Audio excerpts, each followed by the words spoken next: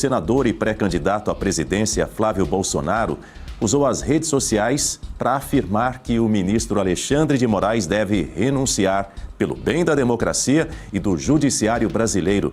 Segundo o filho do ex-presidente Jair Bolsonaro, Moraes deveria, no mínimo, sofrer imediatamente processo de impeachment no Senado Federal. Na avaliação de Flávio, as mensagens reveladas escancaram que ele atuava como advogado de fato, abre aspas, era parte interessada nas demandas. Isso é absolutamente incompatível com a função e configura crime.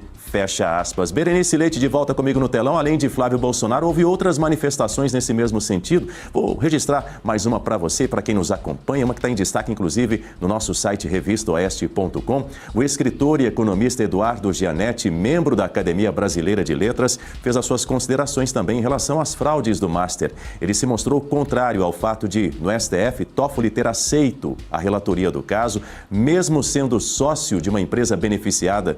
Também considerou que a mulher de Moraes recebeu pagamentos sem explicação da entidade financeira. De acordo com o economista, as duas situações justificam debate sobre impeachment no Supremo. No âmbito da política, também há reações, não é, Berenice?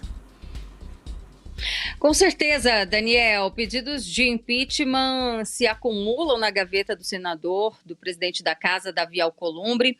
E quando a gente traz também a opinião de especialistas, a exemplo do Eduardo Gianetti, que por sinal é um economista muito conceituado, é importante que a gente traga isso para que as pessoas entendam que isso ultrapassa os limites da política. Não é algo apartidário, aliás, é apartidário, né? Não é um pedido de impeachment que alguns anos atrás nós víamos ali apenas o lado da direita pedindo por perseguição política. Nós estamos falando de crimes financeiros, né, que afetam a população, que afetam o país em todas as esferas. E essa ultrapassagem de competências, como o próprio senador Flávio Bolsonaro traz, e fala sobre o que pode ser até chamado de uma saída menos pior, né? Porque eu me nego a usar o termo saída honrosa, não tem como ter uma saída honrosa para o Alexandre de Moraes e nem para o ministro Dias Toffoli. O menos pior seria ele pedir para sair antes que esse impeachment aconteça.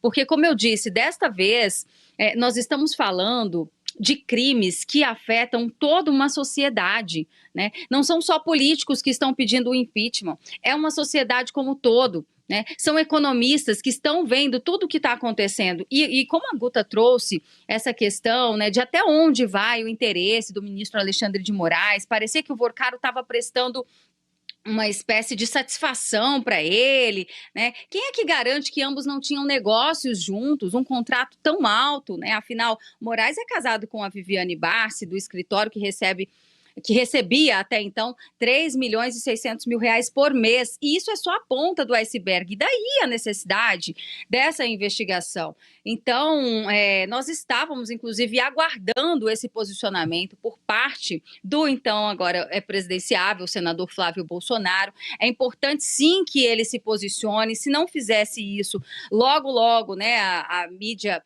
convencional já estaria cobrando, e ele demonstra não ter nenhum tipo de vínculo em relação a essas mensagens trocadas, né? Diferente, por exemplo, do presidente do PP, o Ciro Nogueira, que já aparece nessas conversas, apesar dele negar que seria um amigo, né, um grande amigo da vida, como o próprio Daniel Vorcaro trouxe, e eu já chamei a atenção várias vezes para o nome desse presidente de partido, que é o Ciro Nogueira, que já foi ministro do Bolsonaro, uma época que Bolsonaro estava cercado de cobras, né, de traidores, mas o Ciro Nogueira vinha se mantendo e vem se mantendo numa distância muito próxima, posso dizer, ainda nessas eleições. É um aliado do PL nas eleições.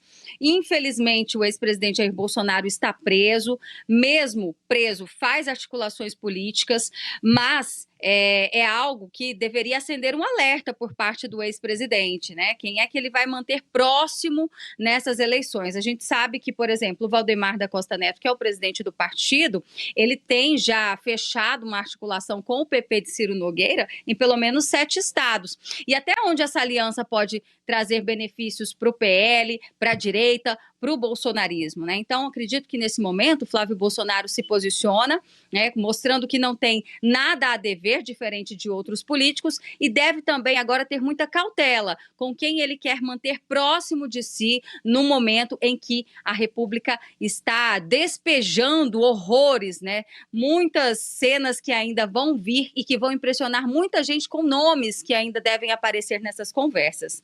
Essas mensagens de celular, Daniel, e aí não é apenas um celular, são vários que Daniel Porcaro tinha, elas ainda têm muito a revelar. Daí a necessidade de uma CPMI que investigue especificamente o caso do Banco Master, porque o que nós temos até o momento é a CPMI do INSS e o ministro André Mendonça, vamos lembrar aqui, que já pediu de volta o processo sob sigilo, justamente por causa dessas mensagens que foram vazadas. Apesar do Globo negar, né, eles que trouxeram essas mensagens todas, o Globo nega que foi a CPMI, alguém da CPMI que tenha vazado, mas André Mendonça pediu de volta o processo. Então, é necessário que haja uma investigação específica no Congresso e aumentar, obviamente, a pressão sobre Davi Alcolumbre, que precisa instalar de imediato a CPMI do Banco Master. De fato, esse celular tem muita coisa ainda que pode ser revelada em breve, até porque só 30% do que está dentro desse celular, dessas mensagens, foram revelados, periciados pela Polícia Federal, ou pelo menos o que veio à tona até o momento, Berenice. A gente vai entrar nesse assunto daqui a pouquinho também, mas antes eu quero ouvir o Marcelo Rocha Monteiro, porque, Marcelo, independentemente do desfecho dessas investigações, esse episódio reforça a necessidade de transparência institucional, uma análise, eu diria, com lupa sobre possíveis conflitos de interesse, a criação de mecanismos de responsabilização no âmbito do Supremo Tribunal Federal, não? Sem dúvida, né? Não é possível que o Supremo continue sendo um poder sem qualquer tipo de limite, sem qualquer tipo de controle, né? Um famoso político inglês, Lord Acton, se não me falha a memória, ele dizia o seguinte: o poder corrompe e o poder absoluto corrompe absolutamente. O que nós temos visto de alguns anos para cá, especialmente desde a instauração do chamado inquérito das fake news ou inquérito do fim do mundo, é o Supremo exercendo um poder sem qualquer limite. A própria instauração desse inquérito é uma flagrante violação da Constituição. O Supremo atropelou o sistema acusatório ao instaurar um procedimento de investigação, função que não é do Supremo, não é de tribunal algum, é da polícia. Tá? O Supremo atropelou a lei, atropelou o artigo 28 do Código de Processo Penal, quando a então Procuradora-Geral da República, a doutora Raquel Dodge, ela pediu o arquivamento desse inquérito e o Supremo não arquivou. Né? E a jurisprudência do Supremo de mais de 80 anos também foi atropelada, porque o Supremo, há mais de 80 anos, considera que quando o pedido de arquivamento de um inquérito vem do chefe do Ministério Público, não é um pedido. É pedido por mera formalidade. Na verdade, o Supremo não tem outra coisa a fazer senão arquivar. E o senhor Alexandre de Moraes ignorou a iniciativa da Procuradora-Geral da República, atropelou o Ministério Público, e o inquérito continuou. Então, o Supremo vem exercendo esse poder sem qualquer transparência e sem qualquer controle. Queria só chamar a atenção, Daniel, para dois aspectos do que a gente estava falando agora há pouco. Essa manifestação do Eduardo Gianetti, da Academia Brasileira de Letras, um economista conceituado, mas só uma curiosidade aqui, né? O filho dele é comentarista da Globo News, né? Então, é interessante a gente observar, né, que a gente tem visto essa mudança na orientação da linha jornalística dessa emissora, né? E agora estamos vendo o pai de um dos comentaristas também se manifestando publicamente. E também, para encerrar, fazer uma ponderação, né? A Berenice disse que nesse tipo de situação vergonhosa, né, para esses agentes públicos não há saída honrosa.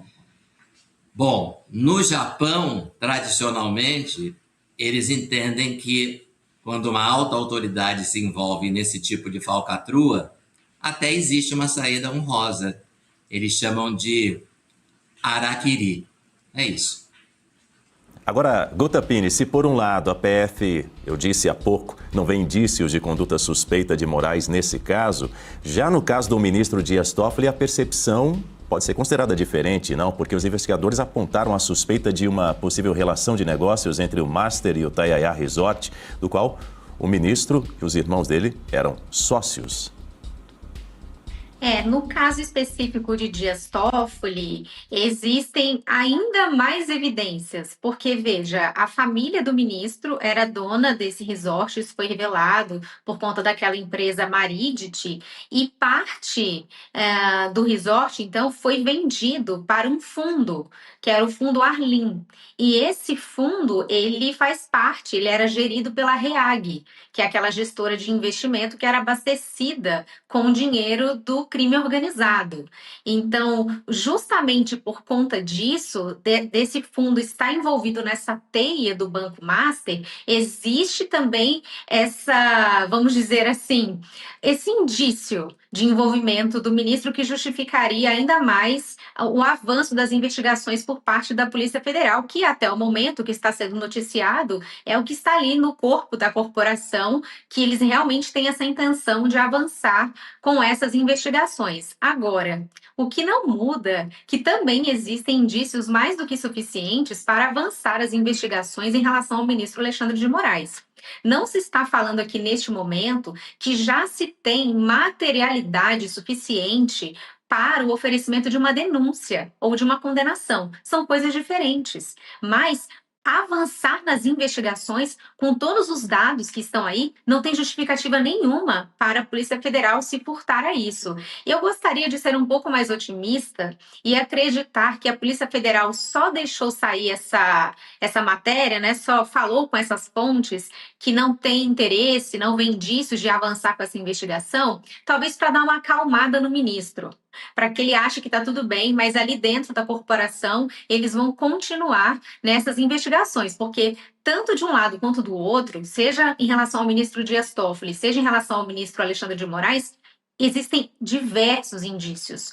Indícios é o que não falta para que a Polícia Federal continue nesse trabalho de investigação. Naturalmente, no caso do ministro Dias Toffoli, existe uma materialidade ainda mais concreta, porque houve a venda de parte desse resort para um fundo. Tem essa troca desse dinheiro. Então, isso que ainda dá mais força para a Polícia Federal seguir nessas investigações, mas isso não invalida todos os indícios que já surgiram também em relação a Alexandre de Moraes. Pois é, Gota Pini, e falando no ministro Dias Toffoli, Berenice Leite, o STF vai julgar pela primeira vez no colegiado o episódio ligado ao caso Master e Toffoli integra a segunda turma da corte.